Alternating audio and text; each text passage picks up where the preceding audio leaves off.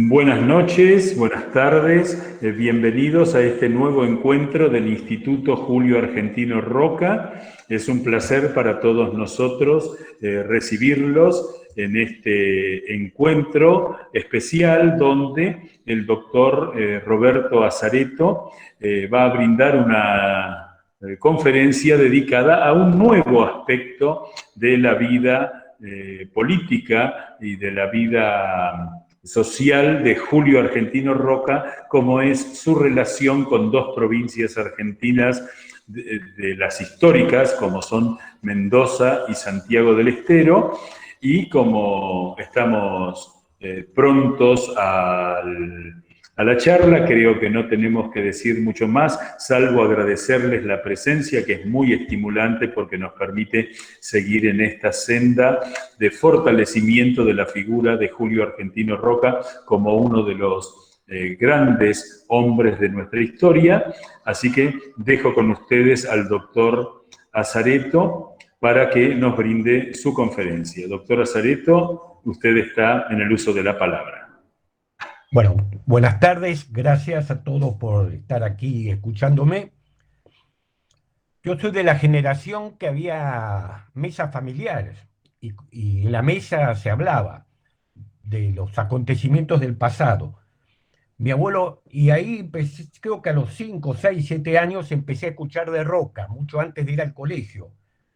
¿Por qué escuchaba de Roca? Porque mi padre me contaba que mi abuelo paterno, al que no conocí, era firme partidario de Roca y tenía un gran desprecio a todos los anteriores y los posteriores, es decir, era un roquista fanático. Para él, el país necesitaba otro Roca, y eso lo decía hasta que murió en 1938. Así que de muy chico me interesé en la figura de Julio Argentino Roca. Pero vamos al tema. Roca no es el primer presidente que viene de las provincias. Su antecesor Avellaneda venía de la misma provincia, de Tucumán. Y antes de Avellaneda había estado Domingo Faustino Sarmiento, de San Juan. Sarmiento conoció Buenos Aires a los 41 años, después de la batalla de Caseros. Pero ya estaba relacionado con los porteños de la emigración. Y después, cuando él retorna definitivamente, recordemos que al poco tiempo, disgustado con Urquiza, vuelve a Chile y un par de años después vuelve a nuestro país y se dirige directamente a Buenos Aires y participa de la política de Buenos Aires. Nicolás Avellaneda se va a Córdoba a los 11, 12 años, ingresa al Montserrat, se recibe de abogado en la Universidad de Córdoba y se viene a Buenos Aires y hace el doctorado en la Universidad de Buenos Aires y también se vincula a la política de Buenos Aires. Es legislador en la provincia, es ministro de gobierno en la provincia. Yo diría que Roca, si bien tiene algunos parientes, no olvidemos que su hermana, al fallecer la madre, el coronel Roca la trajo a Buenos Aires, había una rama de la familia, un hijo de Juan Bautista, Ezequiel Paz, el padre del que fuera fundador de la prensa, que ya estaba instalado en Buenos Aires, pero Roca de Tucumán va a la Concepción del Uruguay, al Colegio de la Concepción. Todos los estudiantes del Colegio de la Concepción eran de las 13 provincias, no había porteños ahí, eran de las 13 provincias. Viene a Buenos Aires después de la batalla de Pavón, y está poco tiempo, que inmediatamente sale con el ejército de Paunero hacia las provincias interiores en las famosas campañas que todos sabemos para imponer la nueva situación en las provincias. Sin duda que Roca es el hombre que más conoce el territorio argentino. No solo conoció las provincias llamadas históricas, por sus campañas militares todas. Pensemos que con la campaña de Paunero estuvo en las luchas que hubo en La Rioja, en los Llanos, las primeras campañas contra Peñalosa, eh, luego viene la guerra del Paraguay, participa en las campañas de 1867, cuando la sublevación de los colorados, está en la batalla de San Ignacio, luego es encomendado en la persecución de Felipe Varela, luego de Pozo de Vargas, pasa un tiempo en Tucumán como jefe del regimiento séptimo de infantería, va a Entre Ríos en la campaña de a López Jordán, donde asciende a coronel, luego a Mendoza, la batalla que los haga general de Santa Rosa, pero también conoce las provincias que no eran provincias, los territorios que había que conquistar por la campaña al desierto, o en la segunda presidencia, cuando inaugura el ferrocarril a Neuquén, y se dirige a Neuquén, o cuando viaja a los Estrechos y visita lo que hoy son las ciudades de la costa atlántica de Chubut y de Santa Cruz. Yo recuerdo hace muchos años que un hijo del general O'Donnell, que fue gobernador del Chubut en 1900, me mostró una foto del doctor Ramón O'Donnell, que fue presidente de la Corte de la provincia de Mendoza, una foto de cuando era muy chico, que está con el general Roca, que había desembarcado, no me acuerdo si la foto era de Rawson, de Puerto Madryn o de Chubut. Es decir, Roca estuvo en todos lados y estableció relaciones con todos. Sin duda que fue un hombre que conocía el territorio y que tenía vínculos con las provincias. Porque además de Roca, quien viene de una familia por la madre que ha sido muy importante de los tiempos de la conquista. Cuando arribaron a Santiago del Estero, los Paz y Figueroa, una de los que llamaríamos las familias fundantes de la Argentina, las estirpes fundantes de la Argentina. De esa familia, por ejemplo, está la María Paz de Figueroa, que espera que sea santificada próximamente, ya fue proclamada beata. Bueno, pertenece a esa familia. Una familia que en el siglo XIX aportó a un personaje como Juan Bautista Paz, su abuelo paterno, que fue congresal de Tucumán, tuvo cargos en Buenos Aires, fue ministro de gobierno de sucesivos gobiernos en Tucumán, y de cuyos hijos está la madre de Roca, pero también está el general Gregorio Paz, está Marcos Paz, el vicepresidente de Mitre, está Ezequiel Paz, el padre de José Paz, el fundador de la prensa. Es decir, es una familia que ha tenido un gran protagonismo en la historia argentina. Ella, a su vez, Roca es nieto de un español. Es muy interesante la importancia que tuvo la creación por Carlos III del Virreinato del Río de la Plata, porque esa creación del virreinato provoca un movimiento migratorio muy importante, tanto de funcionarios, de militares, como de personas que vienen a ver, emprender algo, ver si pueden mejorar su vida. El clásico inmigrante que quiere desarrollarse un porvenir.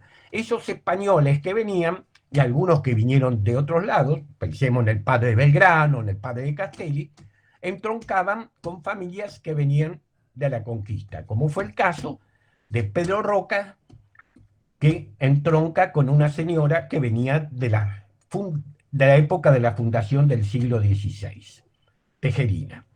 Así que es un caso interesante porque hay muchas de las familias que tienen protagonismo, vemos los apellidos que tienen protagonismo en el siglo XIX, que vienen de ahí. Por ejemplo, los Uriburu, los Ibarguren, en el caso de familias del norte, Gorostiaga, Benjamín Gorostiaga, el redactor de la Constitución, de Oletero, como en Buenos Aires tenemos los Anchorena, los Álzaga o justo José de Urquiza, que también sus padres vinieron del País Vasco pocos años antes de su nacimiento. Así que en Roca tenemos esa característica. Decía que su vinculación es con las provincias y con Roca. Miguel Ángel Cárcano decía que Roca era un hombre de la política de Córdoba. Seguramente lo decía, siempre se atribuyó a sus vinculaciones a través de su casamiento con el clan de Santa Catalina, es decir, Clara Funes, y a través de eso, y su relación con su cuñado Juárez Celman. Creo que hay que agregar a eso la permanencia durante casi 7 años como comandante de Río Cuarto. Después del triunfo en Ñambé, de que lo ascienden a coronel, Sarmiento lo designa comandante de la frontera de Córdoba, San Luis y Cuyo, y tiene sede en Río Cuarto. Ahí nace su hijo varón, Julio Roca, el futuro vicepresidente de la República. y gobernador de Córdoba y senador nacional. Río Cuarto es una zona de frontera, es una zona donde van algunos cordobeses de la sociedad colonial de la ciudad de Córdoba, pero también van gente de otros lugares del norte y de otros lugares del país, de Buenos Aires e incluso y de otros países, con que al ser lugar de frontera hay muchas posibilidades a medida que avanzan de formarse una posición. Ahí, por ejemplo, se construye la fortuna de un gran amigo de Roca, futuro gobernador, que fue don Ambrosio Olmos, que algunos testimonios de esa fortuna quedan en la avenida Alvear cuando pasamos por el Palacio de la Anunciatura o el palacio donde está el Ministerio de Cultura, que fueron palacios construidos por su viuda doña Adelaida Arilaos. Creo que hay que darle mucha importancia a esto de su permanencia en Río Cuarto. Y de Río Cuarto, donde iniciará Roca el camino hacia su destino, que será dirigir los del país. Porque de ahí avanza en 1874, luego de la sublevación mitrista, hacia Mendoza, donde se ha replegado a Redondo y libra la batalla de Santa Rosa. Hubo dos batallas de Santa Rosa, una poco después del 12 de octubre, ya asumido Avellaneda, el 19-28 de octubre, donde las milicias que manda el mando de un pariente mío, que era el comandante de la frontera de San Rafael, milicias provinciales, el comandante Amaro Catalán, son derrotadas por Arredondo y Catalán muere en la refriega, en una batalla, en un ataque frontal. Pero en un mes y medio después llega Roca reforzado y bueno, famoso, eso ya ha sido hablado, la famosa maniobra de que le aparece a retaguardia, lo derrota, asciende a general, y el hecho destacado de que no se fusilan a los vencidos. Roca sienta un precedente que luego se ha respetado de no fusilar a los vencidos como era la costumbre hasta la época. Hay una sola víctima, que es un accidente, que es un paisano que manda el gobernador Francisco Cibí, Luna, Baudencio Luna, que Aristides Villanueva dice, no, este debe ser alguien del enemigo, yo no le confío, lo fusila y después cuando se encuentra con Francisco Cibí le confirma. A partir de ahí Roca se negó siempre a firmar sentencias de muerte después de ese error que cometió por instigación de algunos de los mendocinos que estaban ahí. Vamos a empezar por Mendoza, porque hablamos de la batalla de Santa Rosa.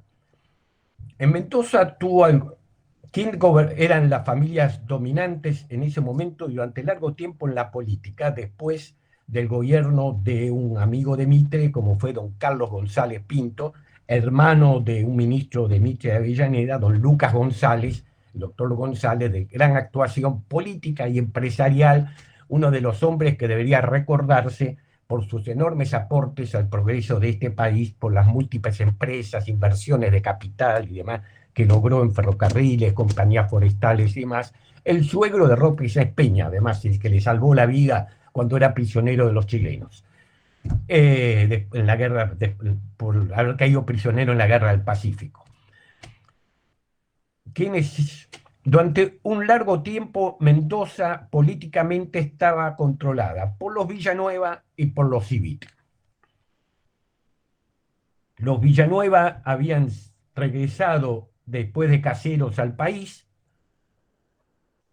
luego de un largo exilio en Chile, exilio que tuvieron la mayor parte de los hombres de Mendoza. La historiadora Beatriz Baragoni escribió un trabajo donde de alguna manera dice que Mendoza casi se había quedado sin hombres durante los gobiernos de Rosas, y el primer gobernador fue Nicolás Villanueva, pero Aristides Villanueva, y en el momento crucial, que es la elección presidencial, tendrá acompañado por Elías Villanueva.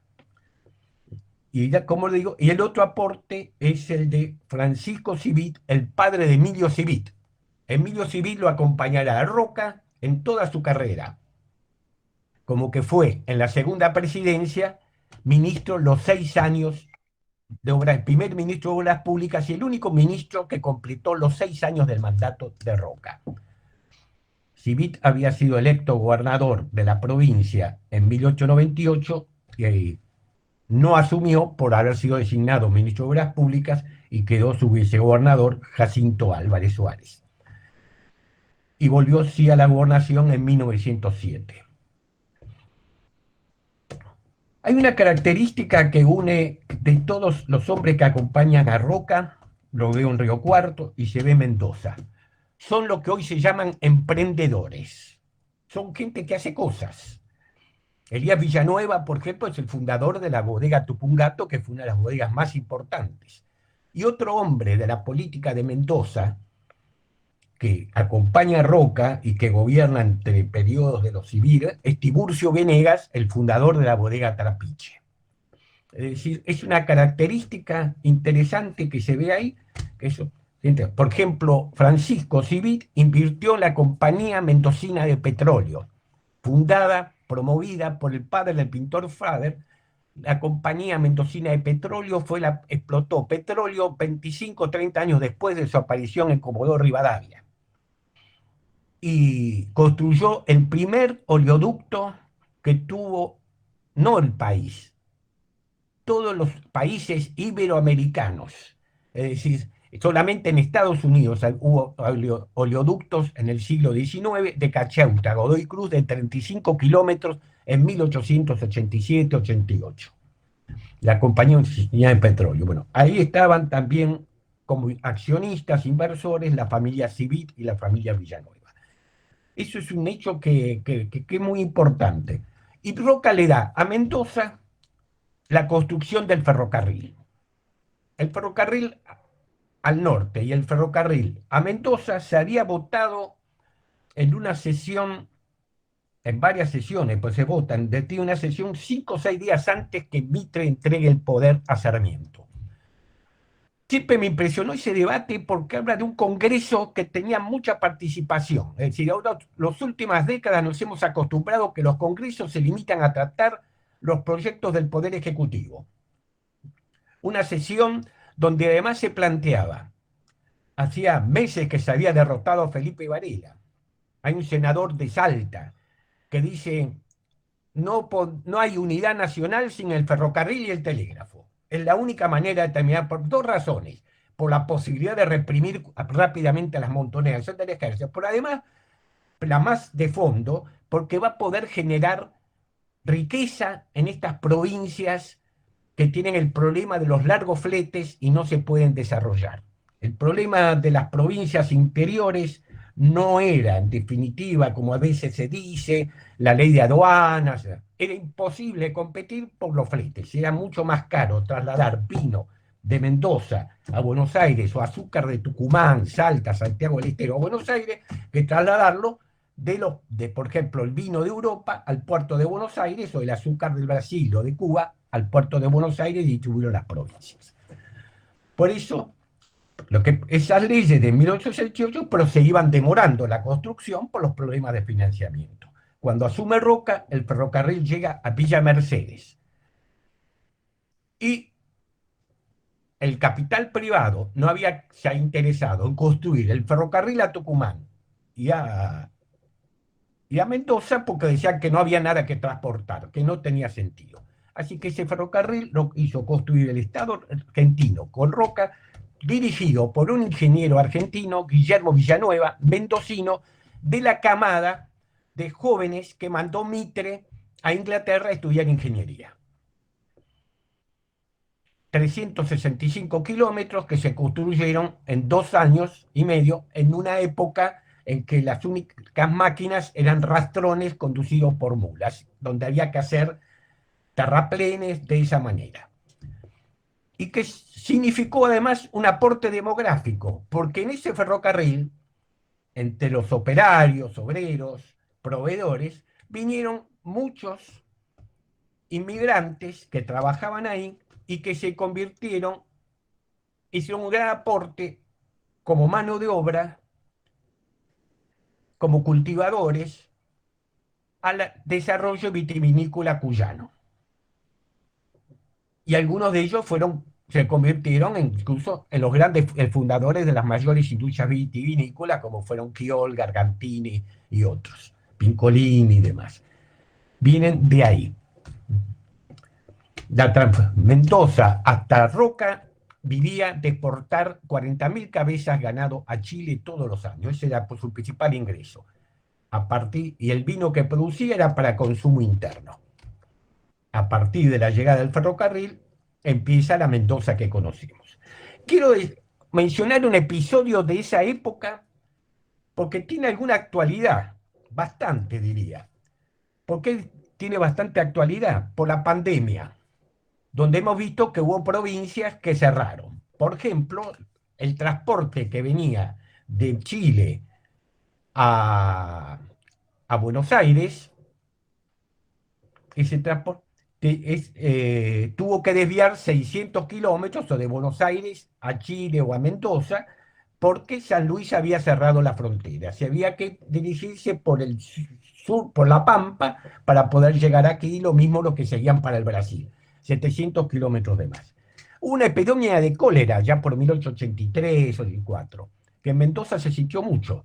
Y el gobernador de Mendoza quiso hacer lo mismo, cerrar. Y Roca le comunicó que la único que no había fronteras interiores y que se abstuviera de cortar el ferrocarril. Hacía poco se ha inaugurado que había que agregar el ferrocarril porque se iba a ocupar de establecer la autoridad nacional por todos los medios necesarios y si era necesario el uso de la Fuerza Armada. Con lo cual no hubo cortes y la Argentina no se dividió en pequeños países que creen que pueden hacer lo que quieren. Es decir, lo que siempre buscó imponer la autoridad del Estado Nacional. Ese ferrocarril, además, que fue a inaugurarlo personalmente el general Roca, en fines de 83, principios de 84, a las pocas semanas llegó también a la ciudad de San Juan.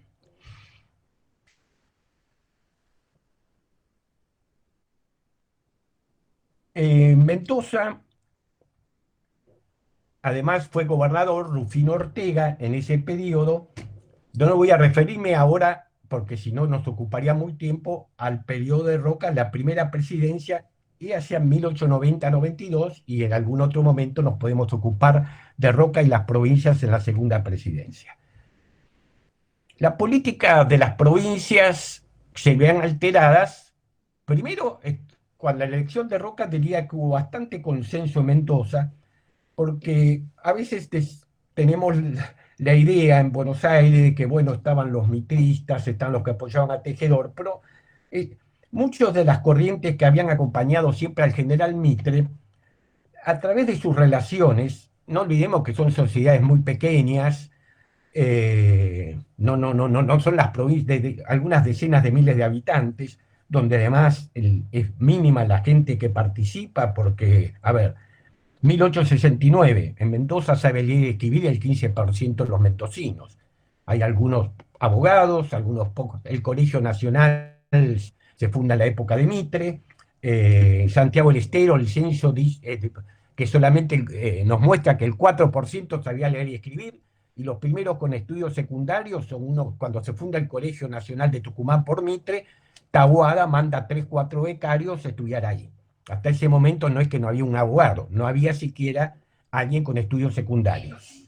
Y el único que tenía alguna formación era el general Antonino Taboada, que había vivido en Buenos Aires, había trabajado en una casa de comercio inglés y había aprendido a hablar inglés y francés viviendo en Buenos Aires y trabajando en casas de comercio.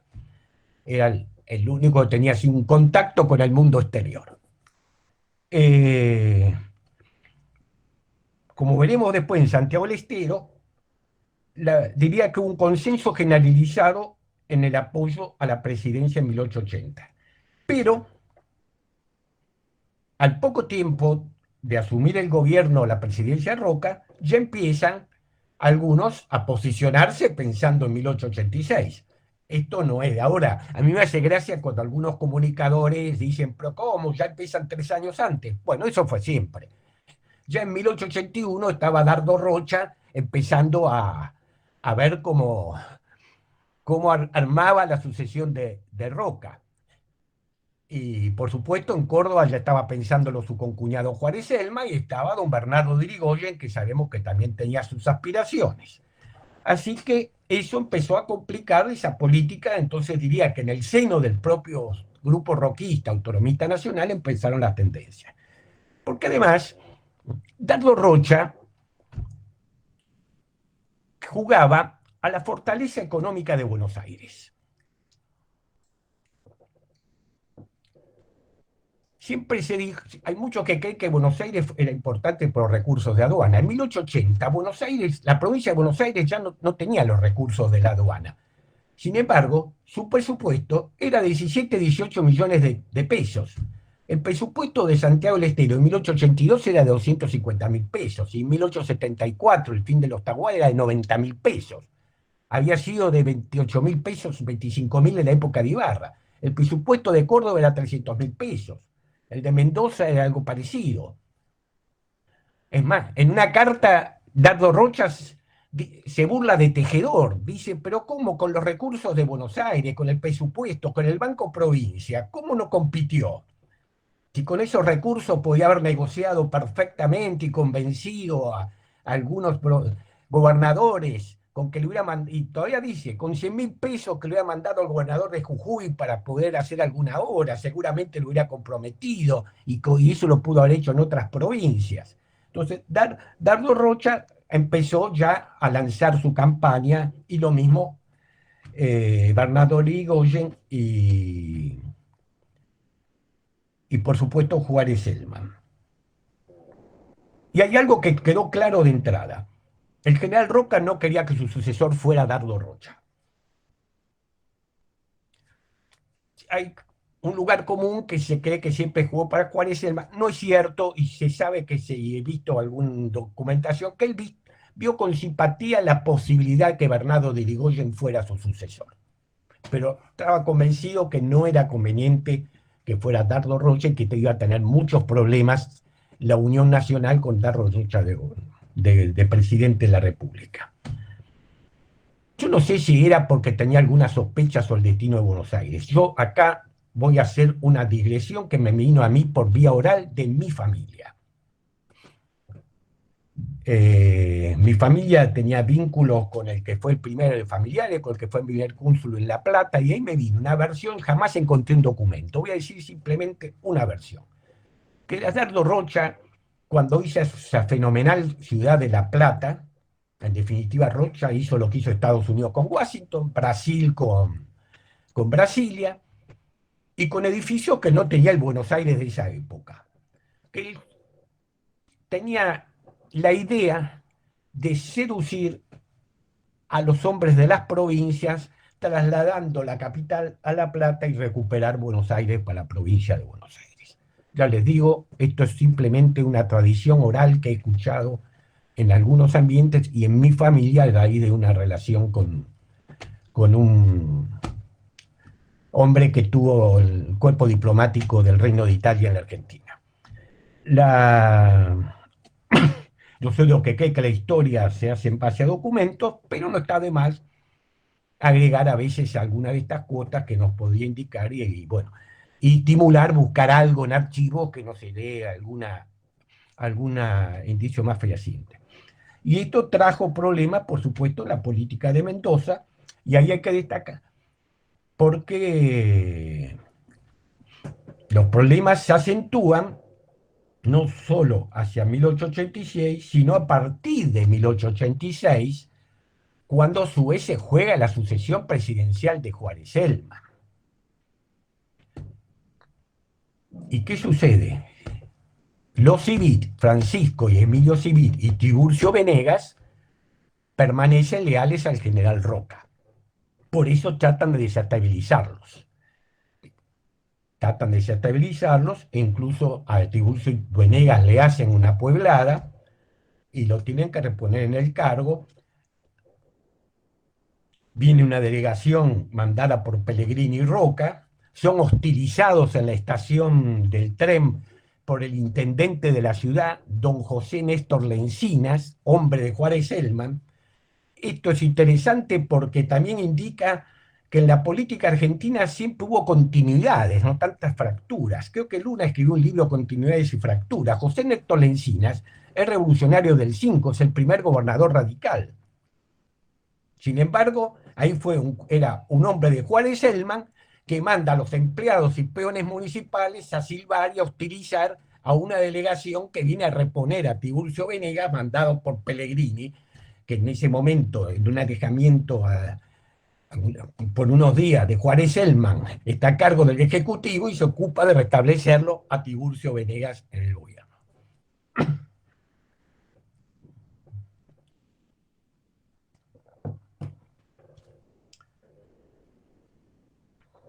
Entonces les decía, ellos siempre estuvieron vinculados, lo mismo con marchas y contramarchas, los Villanueva, no así, curiosamente, un hombre que fue uno de sus comandantes en la conquista del desierto, el general Rufino Ortega,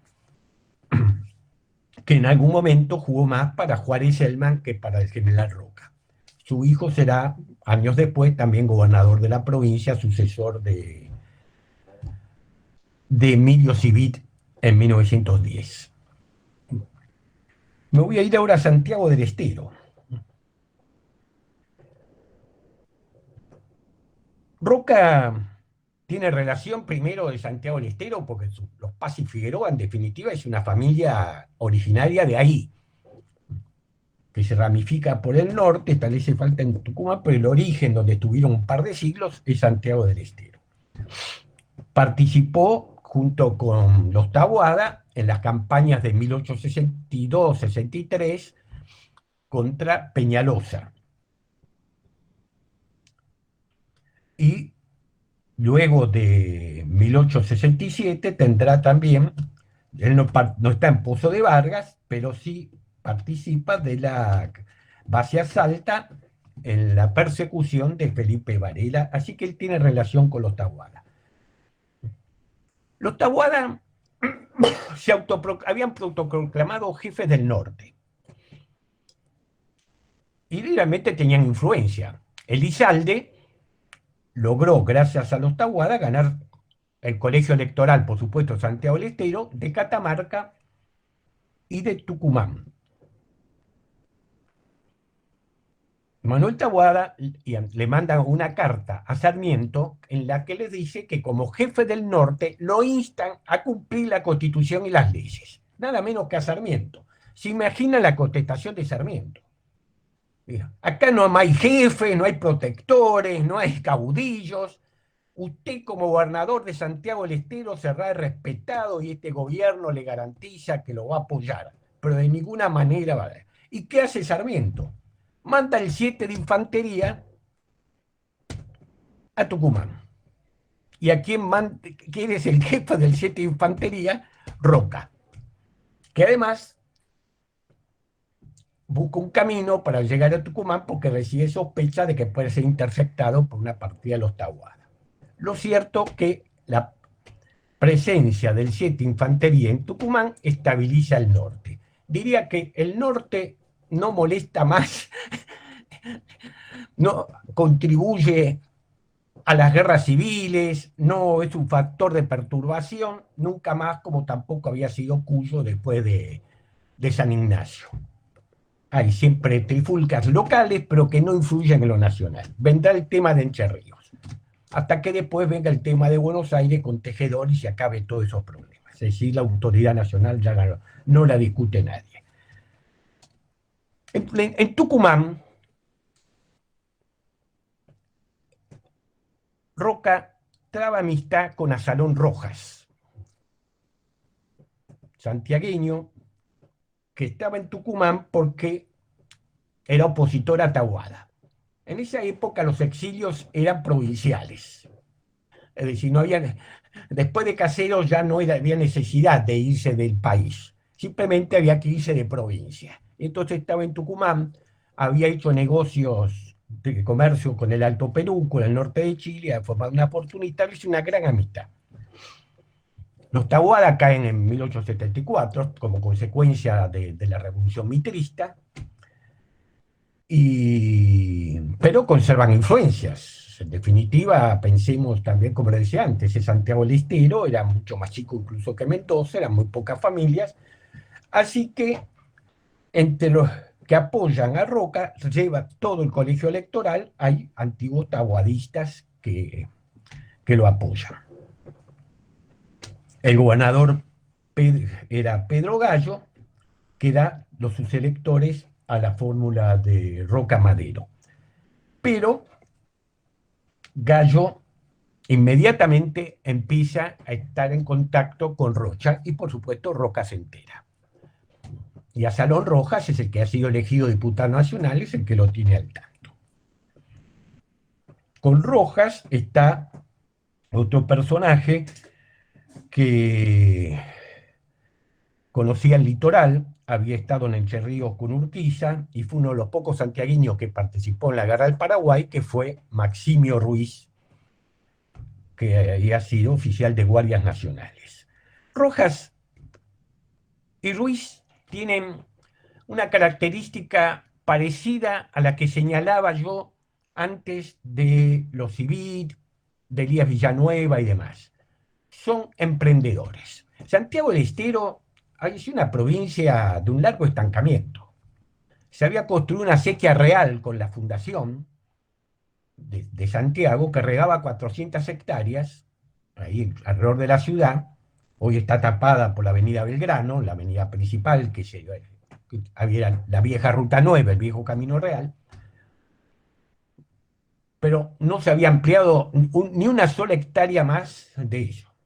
Había tenido un largo letargo. En los 30 años de Ibarra no se fundó una sola escuela. En 1820 había 2 escuelas en la ciudad y 2 escuelas en Loreto. En 1852 seguía habiendo 2 escuelas en ciudad y 2 escuelas en Loreto. Recién con los Taboada empiezan a fundarse escuelas, se mandan algunos jóvenes, se los beca para ir al Nacional de Tucumán, y en 1870 Sarmiento funda el Colegio Nacional de Santiago del Estero y 2 años después la sección normal, que culminará en época avellaneda en la escuela normal. Y en 1873 el ferrocarril a Tucumán, que pasa en la frontera entre Catamarca y Santiago del Estero, empieza a generar cierto movimiento en Santiago del Estero. Maximio Ruiz es un emprendedor que a sus tierras en Antajé, vecinas a las de Azalón Rojas, departamento de la Banda, construye a su costo una acequia de 15-16 kilómetros para irrigar esas tierras. Y eso limitan otros personajes, como la familia Vieira, algunos que vienen de Córdoba, como los Pinto, fundan la colonia Pinto, y ahí empieza un desenvolvimiento que hace que en 15 años Santiago del Estero pase de 400 hectáreas irrigadas a 40.000 hectáreas. Y empieza a haber una vida económica. Además, la cercanía del ferrocarril hace que se empiecen a instalar algunos ingenios azucareros.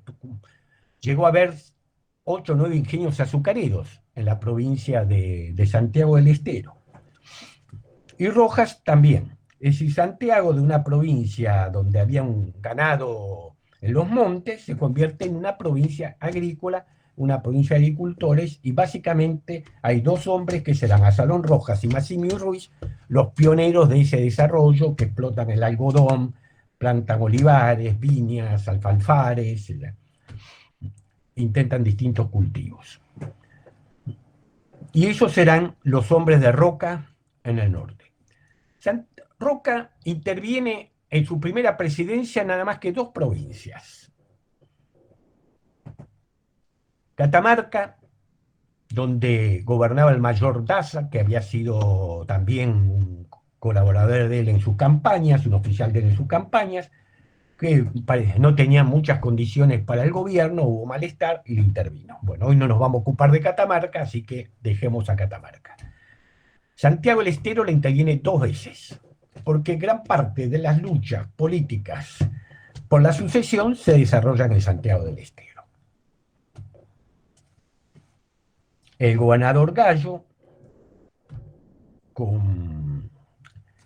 quiere imponer un sucesor Lamy, que se sabe que está comprometido con Rocha. A su vez aparecen los Pinto, que están comprometidos con Juárez Selman. Roca todavía no quiere subir compromisos con nadie, quiere dominar la situación. Y su hombre es Azalón Rojas. Pero las circunstancias hacen que se va postergando la elección de Azalón Rojas como gobernador. Así que hay dos intervenciones.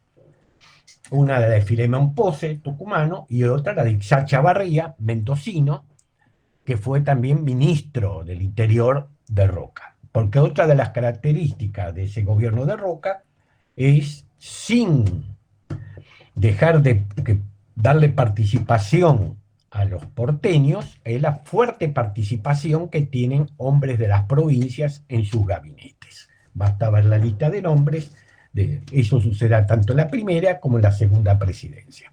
Como ha señalado bien Rosendo Fraga, la diferencia entre la primera y la segunda es que generalmente en la primera presidencia eran hombres mayores que él, en la segunda serán hombres menores que él. Es decir, en la primera buscó la experiencia, parece, en la segunda buscaba más la juventud, la experiencia la aportaba él. Y entonces en Santiago del Estero, como les decía, hay dos intervenciones provocadas por estas situaciones de complicaciones que llevaron en un momento que hubiera dos legislaturas, dos senadores nacionales. Tiene un disgusto en un caso, porque una intervención la pide los propios rochistas y Rocha logra que en el Senado se la vote y Roca la tiene que frenar. Otra intervención la logra promover como diputado con por supuesto el respaldo de Roca, el propio Azalón Rojas, que recién llegará a la gobernación hacia los finales del gobierno de Roca y que empieza a modernizar Santiago del Estero. Hay descripciones de visitantes años después, están las memorias de Víctor Gálvez, que dice qué cambio que ha habido en 10 años de esto, y sobre todo en el ambiente escolar. Funda en sus 3 años 200 escuelas. Y la traza urbana que conocemos de Santiago, de las 4 avenidas, más las calles anchas, las plazas, es obra de Azalón Rojas, el primer teléfono, la compañía de la primera energía eléctrica. En un discurso dice, vamos a traer las mismas cosas que tienen en Buenos Aires, sin el orgullo de los porteños. Y lo dice así, las primeras cosas. Y comienza, y además había un resentimiento en Santiago del Estero que Roca lo soluciona. ¿Cuál era el resentimiento? Que el ferrocarril no pasaba por la capital de la provincia. Por supuesto, el ferrocarril pasaba por la traza más económica con la idea de llegar al norte. Después de ahí se iban a tender ramales. Entonces, cuando se construye el ramal de Córdoba a Tucumán, pasa justo por la frontera. Las vías hacen de frontera entre Santiago del Estero y Catamarca. Desde la estación Frías, el departamento Choya, Roca hace extender un ramal hasta Ciudad de Santiago del Estero, que se inaugura en 1884, cuando es asumido el vicegobernador Sofanor de la Silva, y el comentario de Roca con la inauguración del ferrocarril es: espero que los santiagueños se entretengan con esta novedad, así dejan de pelearse un poco por estas cuestiones de la política menor. Y sí, se entretuvieron con la novedad y podemos decir que el gobierno tanto de Azalón Rojas como el de Ruiz, hacia el final tuvo algunos problemas, fueron estables. Hacia el final porque ya habían empezado las complicaciones posteriores a la Revolución del 90, y propias del intento de política de conciliación, la formación de la Unión Cívica, y entonces algunos grupos del viejo tahuadismo fueron los que promovieron la Unión Cívica, es decir, resucitaron el viejo mitrismo en la provincia de Santiago del Estero.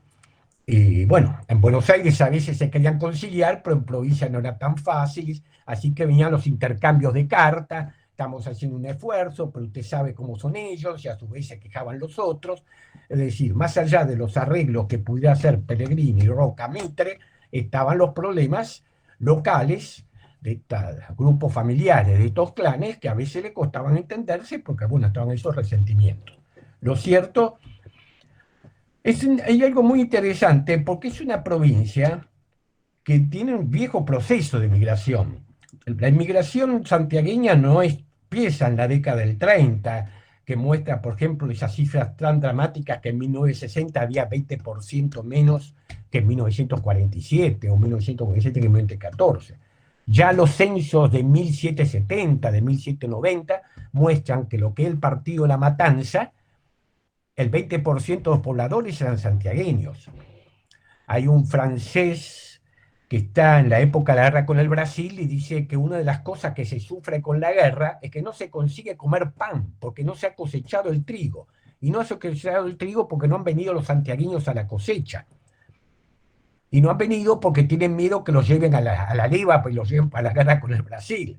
Entonces no habían venido. No, si esa relación, fíjense que cuando uno compara el censo de 1894 a 1914 hay un fuerte crecimiento de la población de Santiago del Estero. Y eso se debe a Roca y estos gobernadores roquistas, que además, como les digo, tenían la característica de ser hombres de empresa, de tratar de producir, de introducir métodos modernos en la agricultura y demás, que culminará ya en la década siguiente un sobrino de Maximio Ruiz, que es Adolfo Ruiz,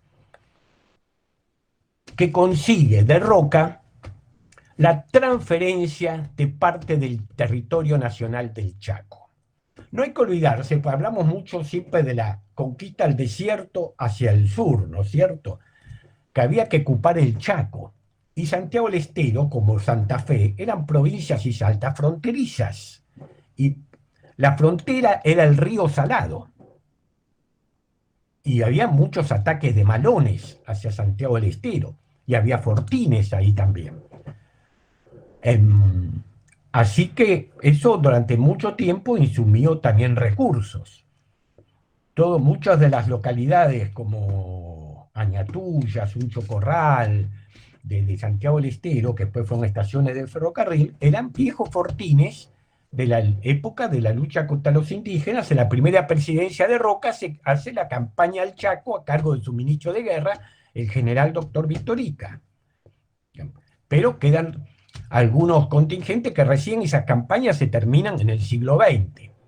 Ahora, ¿qué hace Roca y lo firmas no en la segunda presidencia, sino en unos meses que como presidente provisional del Senado ejerció el poder ejecutivo? Le transfiere a Santiago del Estero casi 40.000 kilómetros cuadrados.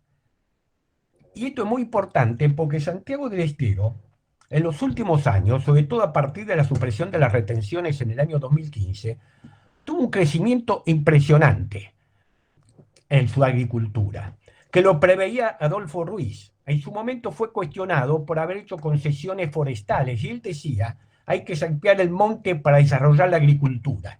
Bueno, hoy se ha cumplido, gracias además a las nuevas tecnologías y a las inversiones de algunas gentes de distintos lugares del país que se han radicado ahí. Fíjense que hace 30 años toda la producción de Santiago del Estero de cereales y algodón y demás no pasaba de 600.000 toneladas. Hace 7, 8 años eran 2 millones de toneladas. En 2019 produjo 1 millón de toneladas de trigo, 4 millones y medio de soja y 5 millones de toneladas de maíz. 10 millones de toneladas. Cifras que poca gente sabe y que habla ya que es una provincia que ha logrado crecer mucho gracias a la combinación de inversión, algunas políticas nacionales, y gracias al general Roca, que le transfirió la zona donde hay mayor desarrollo hoy en Santiago del Estero. Diría desarrollo privado porque los gobiernos no han reconstruido los ferrocarriles ni construido las carreteras que hacen falta. Pero así como hubo gente que fue capaz de construir a su costo acequias para desarrollar el riego en el siglo XIX, ahora hay gente que está invirtiendo, a pesar de todas las adversidades de los gobiernos que cobran impuestos y de la falta de infraestructura y de las retenciones y demás, invierten en el desarrollo de la riqueza de la provincia. Decía que en el Santiago del Estero hubo mucha inestabilidad entonces por este tema y que se acentúa en la década del 90 también por las consecuencias del alejamiento de cuando Juárez Celman quiere desplazar a Roca como jefe del Partido Autonomista Nacional. ¿Qué características que rescato entonces de Salón Rojas y de Maximio Ruiz, que han sido hombres, y su sobrino Adolfo Ruiz, que permanecieron siempre leales a Roca, nunca cambiaron de bando en esos manejos de que a veces convenía estar con unos o con otros, y sufrieron las consecuencias de eso. Azalón Rojas fue electo gobernador por segunda vez, luego de terminar el periodo de Maximio Ruiz, y a los pocos días los grupos antirroquistas lograron derrocarlo. Y ahí termina su gestión como gobernador, solamente 10, 15 días, hubo incidentes, después la legislatura lo elige senador nacional, y a los 30 días en Buenos Aires, un derrame cerebral, termina con su vida. Quiero aclarar que, como dato, que Azalón Rojas es el padre de Ricardo Rojas y de Nerio Rojas, que hicieron toda su vida en Buenos Aires, y que Ricardo Rojas se destacó como hombre de la literatura y de la historia, ¿no es cierto?, con sus obras El Santo de la Espada, la historia de la literatura argentina y otros trabajos. Bueno, este es más o menos el pantallazo que quería dar, que muestra las enormes vinculaciones de Roca por las provincias, que nunca se olvidó de las provincias, y como lo dijera al terminar su segunda presidencia, puedo decir que no hay provincia en donde no ha llegado alguna obra del gobierno nacional, algún ramal de ferrocarril, alguna escuela, las obras sanitarias, algún puerto.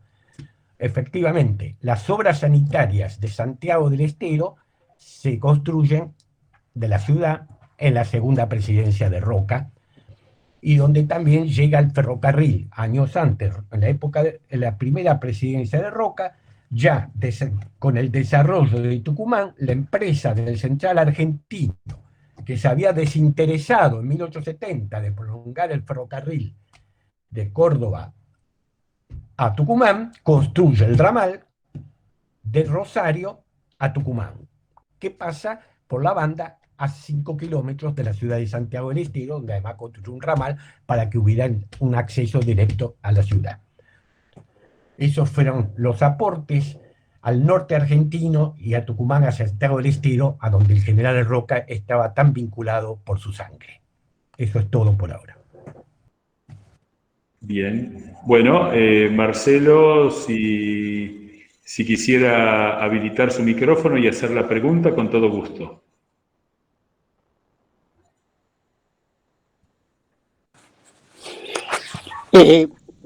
No, era solamente para felicitarlo al doctor Azareto Bueno. y darles las gracias a todos ustedes por estas charlas que son muy instructivas y que nos desasnan a nosotros que estamos todos los días en la batalla y en la trinchera. Así que desde ya mis felicitaciones y seguiremos escuchándolos a todos ustedes. Muchas gracias.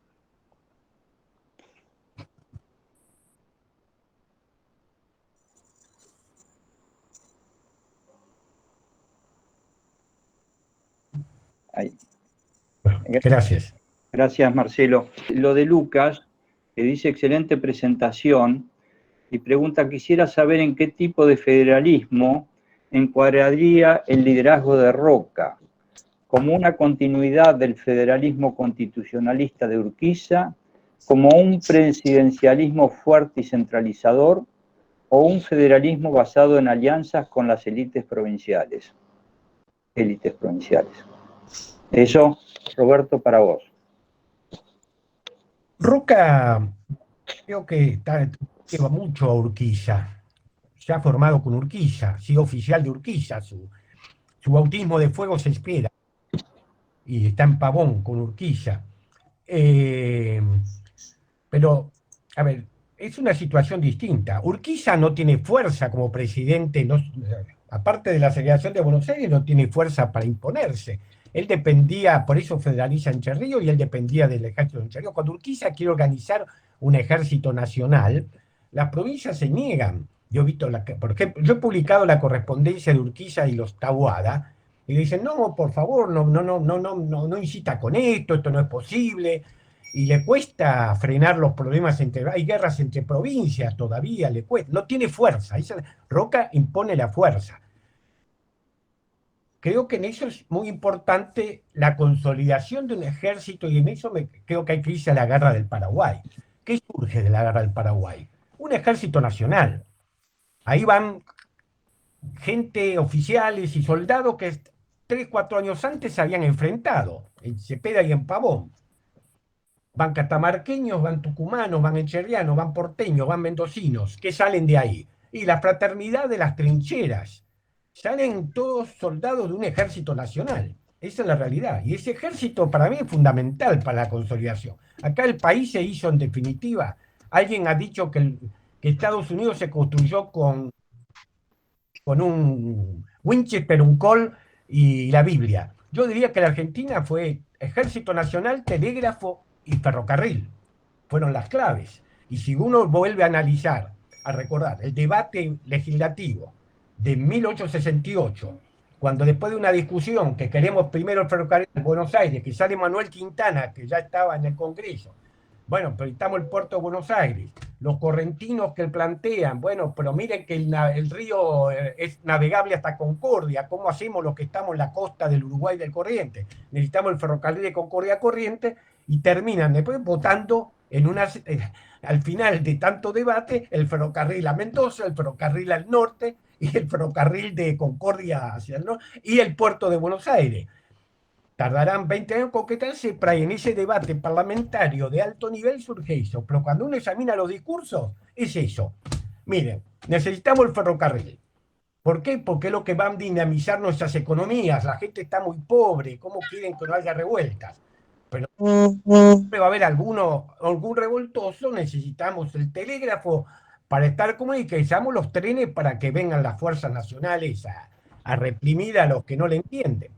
Ahora, lo que es interesante a mi juicio de Roca es que él cuando mucha gente, a ver, pensemos que José Hernández lo apoyó, o lo apoya en el encherriano, el famoso, bueno, ahora se me borró, que ha sacado Claudio Chávez ahora un libro, Olegario Andrade, pero también algunos de los derrotados por él también lo apoyan.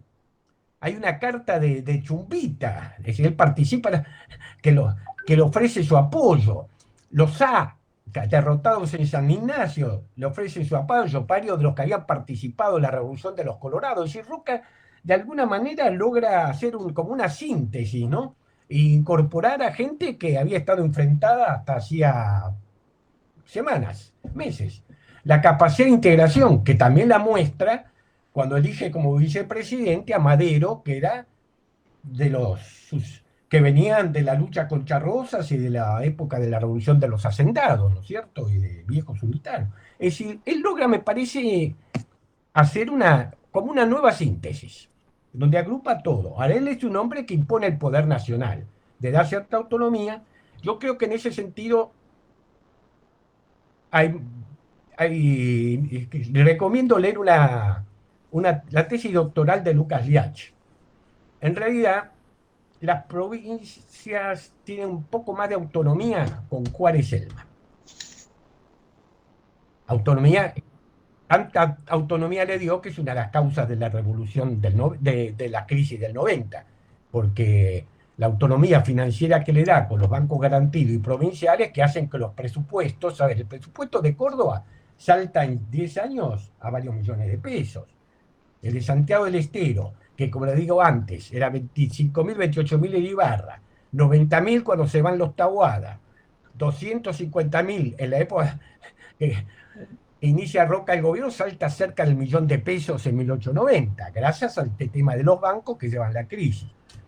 Roca en realidad les da autonomía, pero él se mete mucho de las provincias, es decir,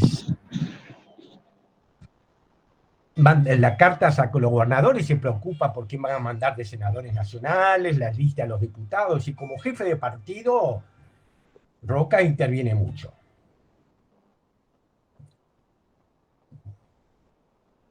Y lo hará mientras pueda. Claro. Hasta su último intento. La política. A ver, Sarmiento, ¿qué dice? Yo le veo condiciones, usted es demasiado joven, ¿qué va a hacer cuando deje la presidencia? ¿Y qué dice Roca cuando deja de seguir? ¿Usted qué le gustaría hacer ahora? ¿Y volver a ser presidente? Bueno, yo no veo que haya más preguntas. Sí hay algunos mensajes de brillante y provechosa exposición, gracias y felicitaciones a los organizadores y al conferencista. Bueno, hay varios en ese tenor. Y bueno, de mi parte, debo decir que estamos muy contentos desde el instituto. Ahí está Rosendo, y hoy Roberto Azareto, que es delegado justamente, es de la delegación del Instituto Julio Argentino Roca en Santiago del Estero y en Mendoza, donde él está sumando más gente para llevar justamente estos mismos objetivos del instituto, que es el de dar a conocer la historia, hoy tan atacada a través del relato, teniendo presente que la historia es base de nuestro presente y futuro, y entonces es muy importante esta conformación que estamos haciendo y que ahora Roberto Azareto, que está desde el inicio de la fundación del instituto, ha asumido esta responsabilidad en las provincias, en Mendoza y Santiago, que es muy importante para llevar todos estos mensajes y fortalecernos a todos y a todas las personas, llevando claridad en estos temas. Así que de mi parte, muchas gracias y bueno, allí están todos ustedes. De mi parte creo que damos terminado, Eduardo, salvo que Raúl y vos quieran decir algo. No, tus palabras son las correctas. Creo que el general Romero podría cerrar la reunión y sería correcto eso. Bueno, muchas gracias, Roberto Azareto, por tan brillante disertación. El público acompañado con una gran cantidad de felicitaciones y muy sentido respecto a esta nueva versión. Nosotros estamos acostumbrados a otro tipo de exposiciones. Esta ha sido muy intimista, en primer lugar por el conocimiento de las familias y las interrelaciones familiares, que eso es muy importante para comprender ciertos hechos. Y después también para conocer a ciertos emprendedores mendocinos que quizás la gente los conoce a través de los nombres de las bodegas que fundaron o de los emprendimientos que hicieron. Muy interesante, muy poco conocido. Yo tengo bastante relación con la provincia de Santiago del Estero, tenía, mejor dicho, por razones profesionales. Pero las 40.000 hectáreas de roca son muy importantes. Son muy importantes. Y la gran transformación que ha tenido Santiago del Estero también es muy importante. Así que muchas gracias por recordarlo y muchas veces por refrescarnos a nosotros este crecimiento acelerado de la provincia.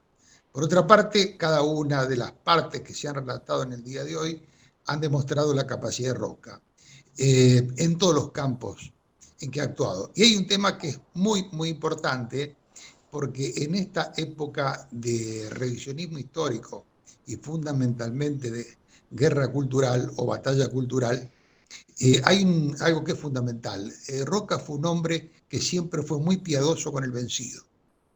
El relato de hoy, yo siempre digo que Roca terminó con las degollinas, Roca terminó con fusilamientos, y ese fusilamiento que se produce con el enviado del gobernador de Mendoza, que al día siguiente llega al campamento, lo grabó para siempre. Creo, sin temor a equivocarme, es decir, que Roca encarnó en la Argentina el pensamiento vivo de los derechos humanos de primera generación. Guste o no guste, los derechos humanos que la Revolución Francesa plasmó en su momento. Y, digamos, ratificando esto, dejando de lado la parte humanitaria que fue muy importante en él, las 3 leyes fundamentales de la Argentina, las que democratizan la educación, las que democratizan los servicios militares y las que democratizan el voto, que fueron las 3 grandes conquistas del siglo XIX y que parten desde el iluminismo y transitan todos los pensamientos hasta llegar al siglo XIX, es obra de Roca. Así que muchas gracias, Roberto, por recordarnos todo esto, muchas gracias por la brillante presentación y al público también, muchísimas gracias por habernos acompañado. Esperemos pronto ver las provincias en el segundo gobierno de Roca. Nada más. Ahí está, perdón, está Elena Maurín, que está levantando la mano, que es presidente de las Juntas Históricas de Buenos Aires. Elena. Sí, yo soy secretaria general de la Junta Central de Estudios Históricos. Sí, yo quería decir que encontré 2 cartas preciosas de una sobrina de Sarmiento, que es mi bisabuela, donde le cuenta cosas increíbles. La primera ovación que recibió Roca en San Juan fue con motivo de la batalla de Santa Rosa, que Roca fue a San Juan y lo recibieron como un héroe. Y otra se refiere a la llegada de Roca a San Juan con motivo de la inauguración del ferrocarril, 1885, en la oportunidad en que también fue ovacionado. Y se recuerda, bueno, en la historia de San Juan, esa presencia de Roca tan festejada. Bueno, nada más que eso quería agregar. Muchas gracias, Elena. Muchas gracias. Perdón muchas por gracias. las interrupciones. No, No, al perfecto. contrario, muchas gracias. Bueno, Gonzalo, las últimas palabras del encuentro Sí. en tus manos. Ahí está. Primero, agradecerles la atención. Segundo, las políticas provincianas hay que entenderlas muchas veces, sobre todo en esa época, pero no te crean que en el siglo XX tampoco nos ha faltado. Mucho está vinculado al tema de las peleas, intereses familiares. Tiene mucho que ver, y más en esa época que eran provincias muy poco pobladas y pocas eran las familias que tenían participación por una razón fundamental, que eran los pocos que tenían cierta educación. Bueno, y así que, no, pero quería decirle que en Santa Rosa se festejó de los González, hoy en manos de los descendientes, los Larriqueta González, la casona está todavía, con un asado de 4.000 pinchos. Celebrar. Muy bien, muy bien. Muy bien. Muy bien. Bueno, muy bien. Bueno, muchas gracias a todos por estar presentes, por acompañarnos y por entender lo que es la función y los objetivos del Instituto Roca.